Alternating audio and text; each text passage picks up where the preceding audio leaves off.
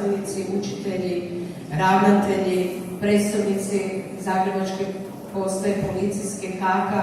Ja stvarno neću, nakon svih ovih lijepih događaja i svih koji su već prije mene nešto rekli, neću dugo govoriti, nego ću vas na prvom mjestu pozdraviti u ime grada Zagreba, svoje osobno ime, a posebno u ime gradonačelnika grada Zagreba Tomislava Tomaševića. Zaželiti vam ugodno druženje, jako puno uspjeha u daljem radu. Svi znamo da ima neki, čini mi se, 15 školskih prometnih jedinica, od toga 10 je vezano za grad Zagreb, 5 je vezano za županiju.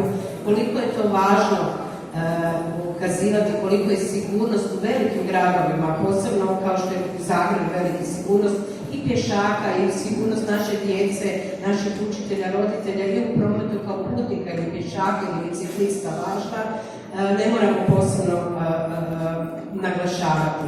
Iznimno mi je drago što sudjelujem na ovom vašem skupu, pozdravljam ravnateljicu, znam da je poligon krasan, mislim da se negdje 2017. počelo u njega ulagati, da je negdje investicija vrijedna oko 2,5 milijuna kuna i drago mi je da smo izašli iz nekakvih COVID situacija, da možemo se na pametan i vrlo koristan način ponovno družiti. Drago mi je da je predstavnica vijeća gradske četvrti ovdje, jer je to za gradsku četvrt također jako bitno i moram posebno istaći kad god sam sa djecom, sa odgojno-obrazovnim djelatnicima i službenicima, osjećam se posebno.